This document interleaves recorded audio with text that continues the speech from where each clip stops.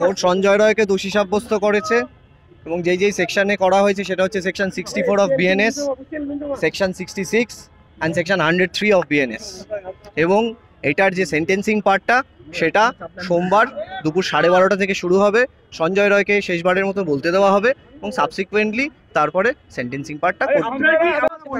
এই ধারা অনুযায়ী যা আছে সর্বোচ্চ সাজা ফাঁসি আছে, মানে ক্যাপিটাল পানিশমেন্ট যেটা মৃত্যুদণ্ড সেটা রয়েছে। আমরা চাইছি সর্বোচ্চ সাজা অ্যাজ পার ল। খুনের ধারায় একমাত্র অভিযুক্ত সঞ্জয় রায়কে কি বলা যাবে একমাত্র অভিযুক্ত দেখুন, দোষী? আপাতত প্রিলিমিনারি চার্জশিট জমা পড়েছে, supplementary chargesheet is yet to come, further investigation is still pending, যেটা সিবিআই এর তরফ থেকেও বক্তব্য এবং আমাদেরও বক্তব্য আগামী দিনে যাতে এই সাপ্লিমেন্টারি চার্জশিট দেওয়ার আগে যাতে সম্পূর্ণভাবে সঠিকভাবে তদন্ত হয় এবং যে বা যারা এই ঘটনার সঙ্গে যুক্ত তাদের নাম যেন সামনে চলে আসে এবং আসার পর আমরা এটাই প্রার্থনা করব, মানে জজ সাহেবের কাছে প্রার্থনা করব তাদেরকে সর্বোচ্চ সাজা দেও। কারণ এই যেই ঘটনাটা ঘটেছে, যেইভাবে নির্যাতিতার মৃত্যু হয়েছে, সেটাতে শুধুমাত্র তার শারীরিক মৃত্যু ঘটেনি, তার আত্মাকেও হত্যা করা হয়েছে। তো আমরা চাইবো সেই সর্বোচ্চ সাজা যেন যে বা যারা যুক্ত তারা পায়।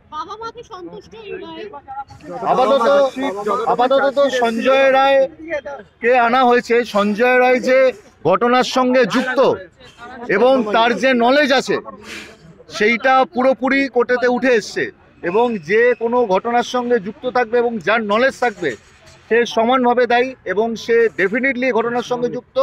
তাই সেই অর্থে যেহেতু জজ সাহেব তার সাজা ঘোষণা করেছে, সে তাকে কনভিক্ট করেছে, সেই জন্য তারাও খুশি, আমরা খুশি। আপাতত সঞ্জয় রায়কে সঞ্জয় রায়, অমর দে অ্যাডভোকেট, শিয়ালদা।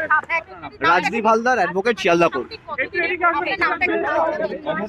ব্যাধি এবং মর্মান্তিক, এবং এখানে যে কোনো রাজনৈতিক দল বা যে কোনো প্রফেশনাল লোক তার বাড়িতে কিন্তু শুধু তাদের মানসিকতা না, বাড়ির মধ্যেও নাড়া পড়েছে। আপনাদের নিজেদের বাড়িতেও এটা, কত সাধারণ মানুষ, লক্ষ লক্ষ লোক নেমেছে, কোনো রাজনৈতিক দলকে তো নামায়নি।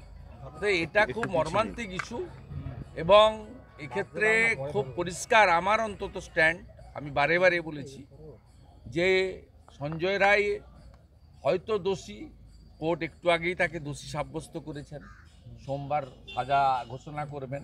ক্যাপিটাল পানিশমেন্টই হয় এসব সাজাতে ভারতীয় ন্যায় সংহিতাতে। কিন্তু আমার যে দুটো টেকনিক্যাল ইস্যু ডাক্তাররা এবং ওনার আমাদের ডাক্তার বোনের কলিগরা তুলেছেন বা সিনিয়র ডক্টররা, এক্সপার্টরা তুলেছেন, এটা কিন্তু বিচারটাকে কমপ্লিট করতে হবে।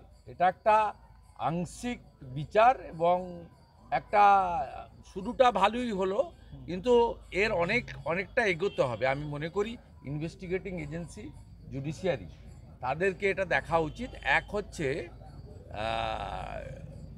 যে আপনার ডিএনএ রিপোর্ট এসছে, তাতে বলা হয়েছে মিশ্র রিপোর্ট মিন্স এটা একজনের দ্বারা হয়নি, এটা বহুজনের দ্বারা হয়েছে, যে 2 হতে পারে, 4 হতে পারে।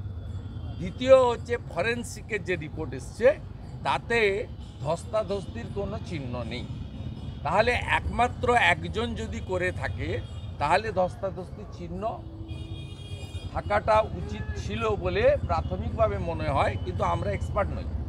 কিন্তু এই ফরেনসিক রিপোর্টেও ধস্তাধস্তির চিহ্ন নেই, মানে অত্যন্ত নির্দয়ভাবে